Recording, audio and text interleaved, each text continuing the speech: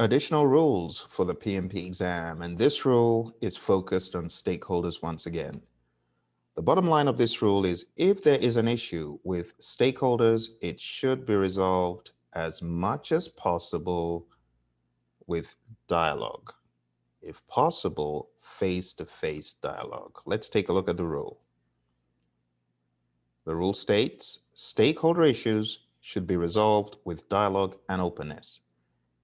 Now, to understand this question a little bit further, it comes from a question that talks about stakeholders not being pleased with the level of information about project status that they are receiving.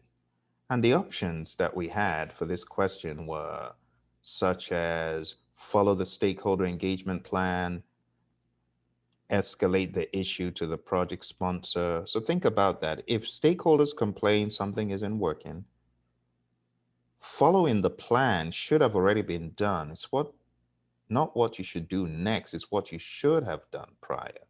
Escalating anything to the sponsor when it comes to stakeholders, as far as them not being pleased, is never the best option.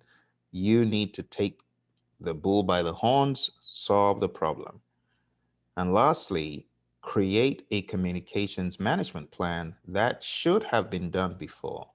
So things that should have been done before are not what you should do next. What you should do next is improve the situation. And the answer to that one was conduct one-on-one meetings with stakeholders.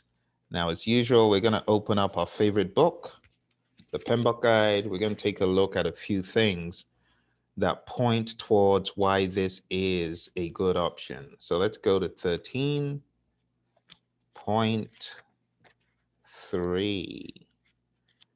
I'll show you a few things in 13.3 and 13.4. So taking a look at 13.3 and going to the tools and techniques. Some of the tools and techniques that you see here are conflict management, cultural awareness, negotiation, observation and conversation, and political awareness. Now, understanding these will help you as you tackle questions because the situational nature of questions will be focused very heavily on interpersonal and team skills. And it says the project manager should ensure conflicts are resolved in a timely manner. Under negotiation, it says negotiation is used to achieve support or agreement that supports the work of the project. And observation and conversation, it says, is used to stay in touch with stakeholders. Now, that is when you are actually engaging. Now, beyond engaging, what happens when you are actually checking to make sure your plan worked? Let's take a look at a few of these.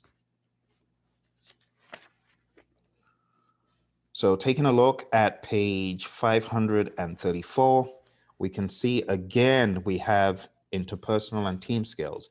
Well, the interpersonal and team skills used here are different. We have active listening, used to reduce misunderstandings and other miscommunication. We have leadership, we have networking, and we have cultural awareness and political awareness.